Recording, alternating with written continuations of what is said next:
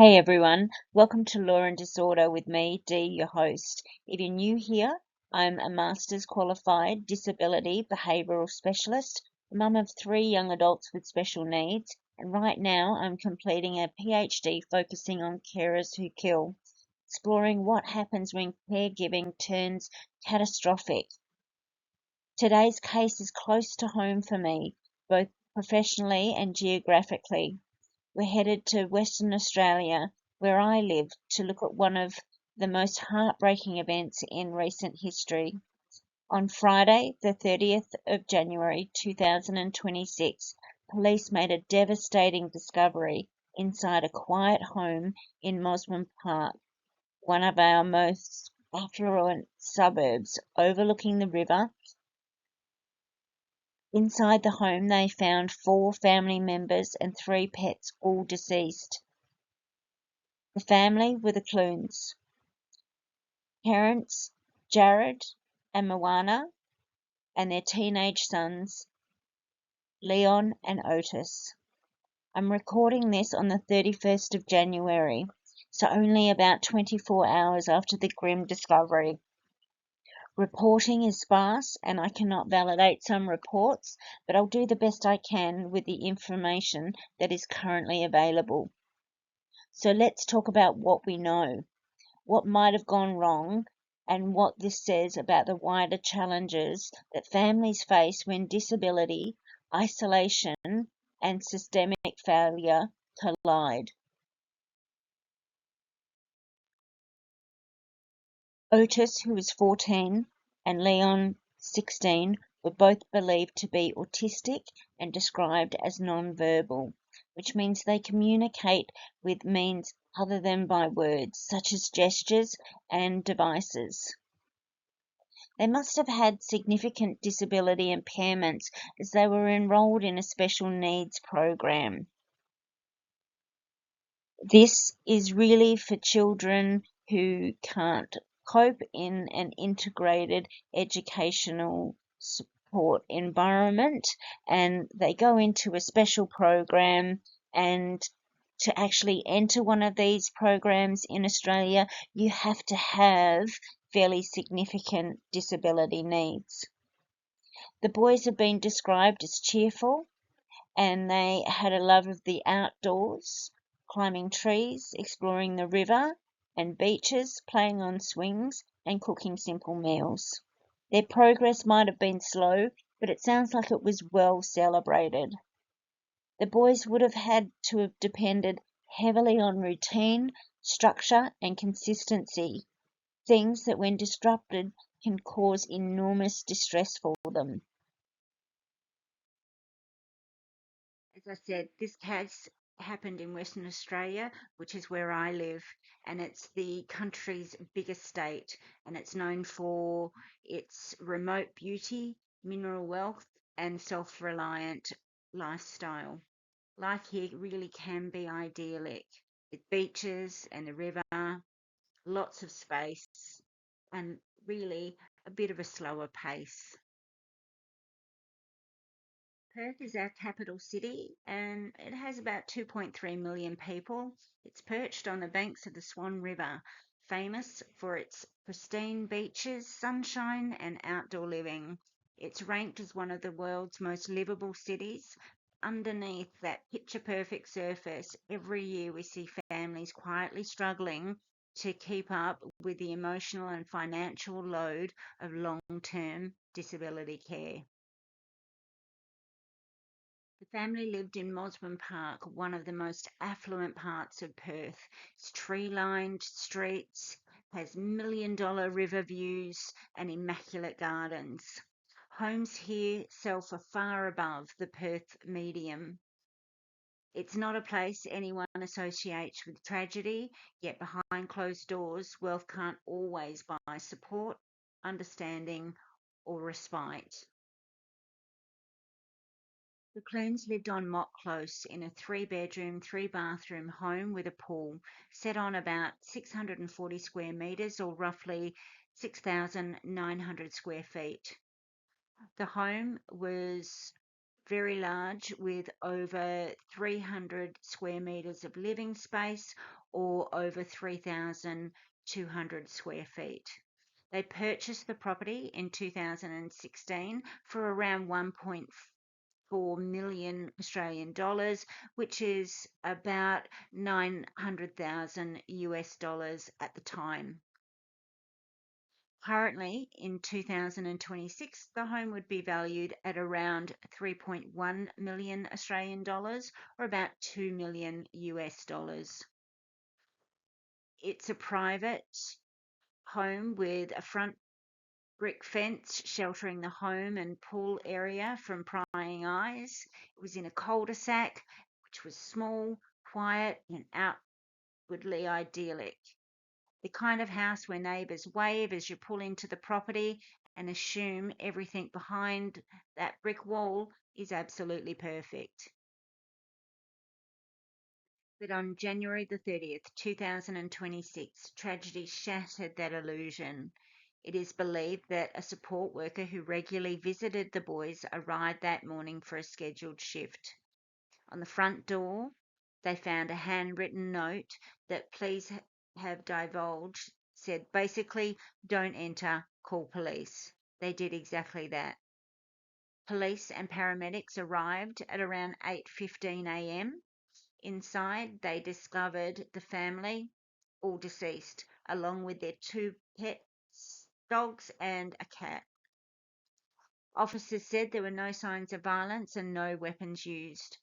Based on early reports, investigators are treating this as a double self-deletion and homicide event within the family, so there is absolutely no threat to the public.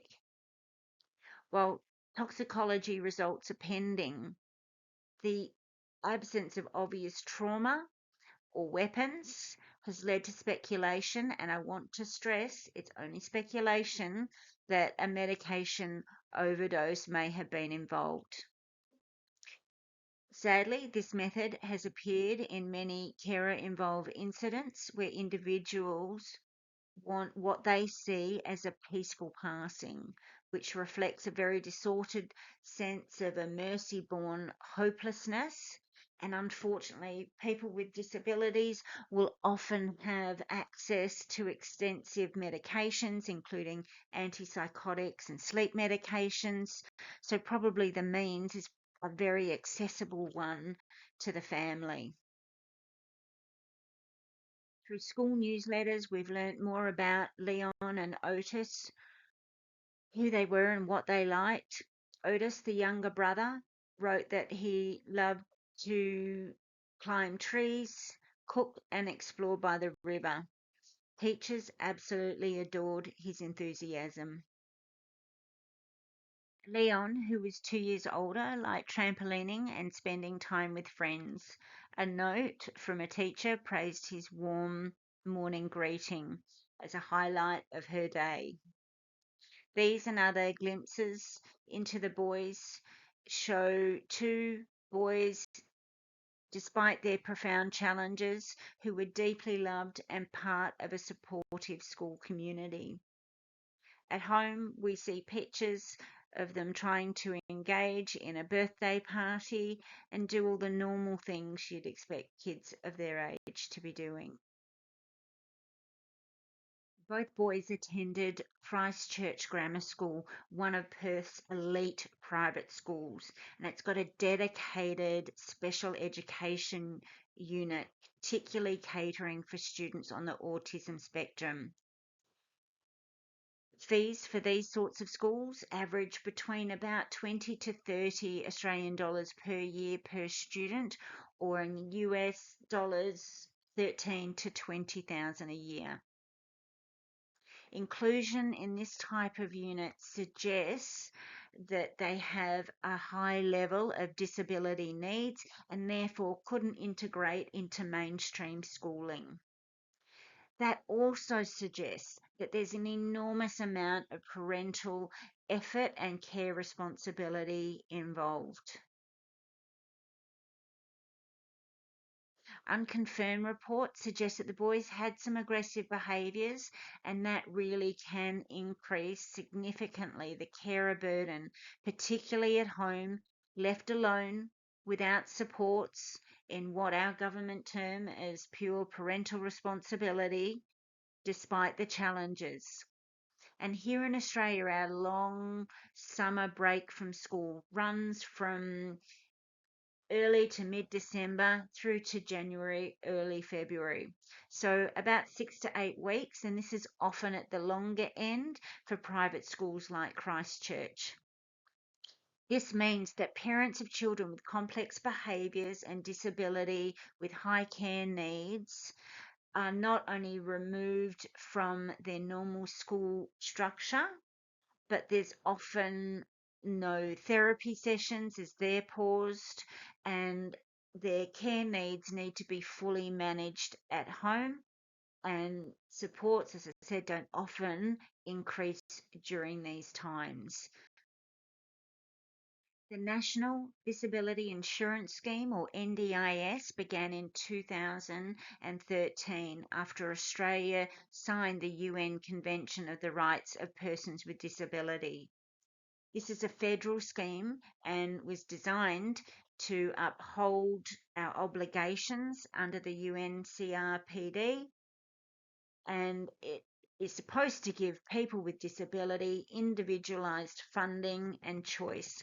But over time, the program has faced huge strain with budget blowouts, inconsistent decisions, and in many cases, funding reductions for those even with the highest of needs. Research has shown that many, particularly children with intellectual disabilities, face major unmet needs, even with families that are well informed and advocate for their children, which this family did. They were previously in the news when they were concerned about autism services closing down in Fremantle in Western Australia, indicating that the boys were engaged in disability supports, their parents were really involved, but unconfirmed reports indicate that both boys' NDIS plans may have seen significant funding cuts. And if that's true, such cuts could really mean losing therapy hours, respite opportunities, and support worker shifts.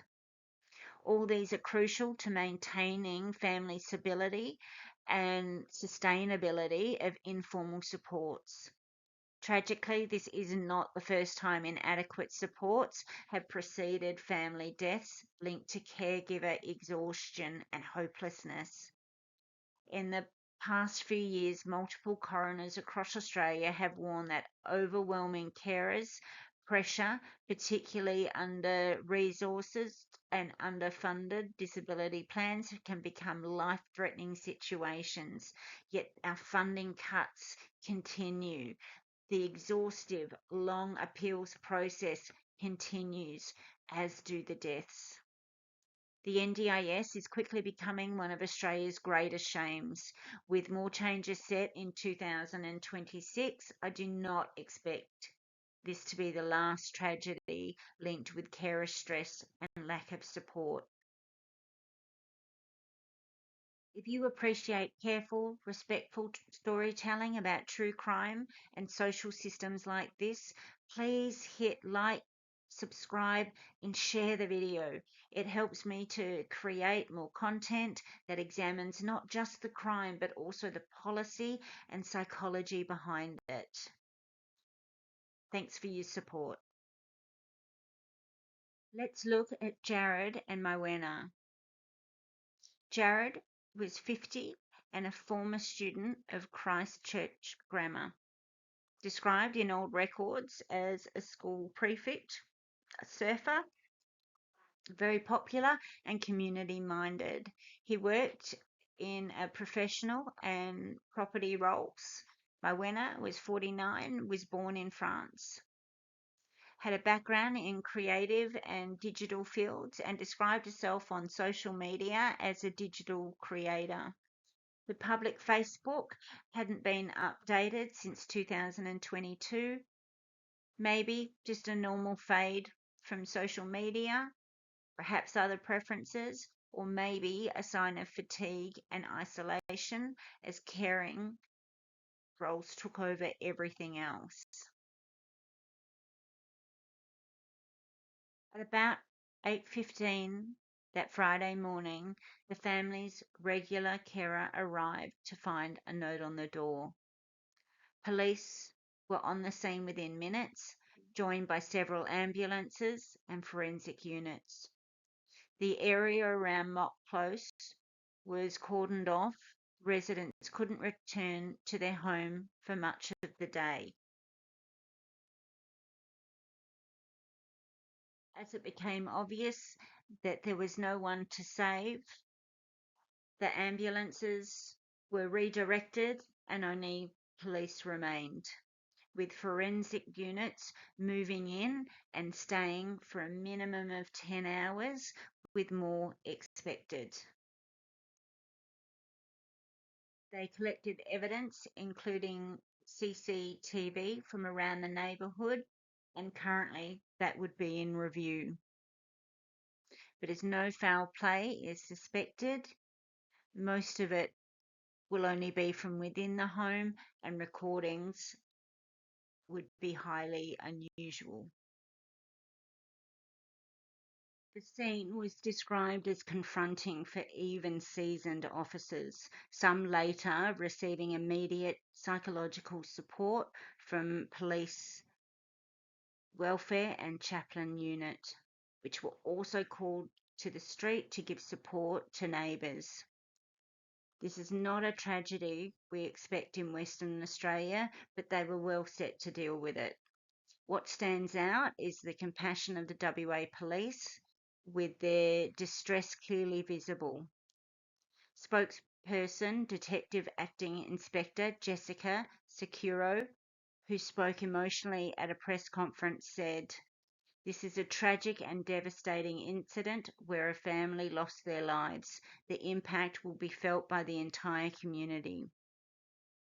For first responders, scenes like this linger for many years. Many describe needing grief counselling. Postmortems will now be conducted to determine the exact cause and manner of death. I would expect a coronial inquiry into the deaths. However, these often take years to happen and complete, so we may not know more for some time.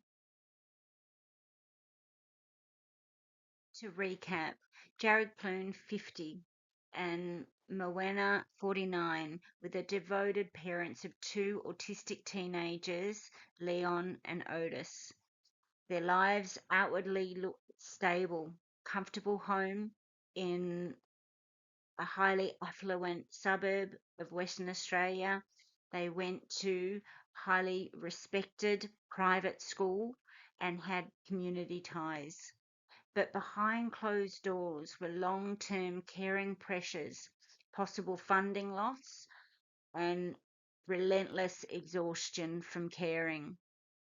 On January the 30th, 2026, police found all four deceased in what is now being treated as a double murder and self-deletion. Their pets are also gone, suggesting a tragic attempt to end the entire household suffering.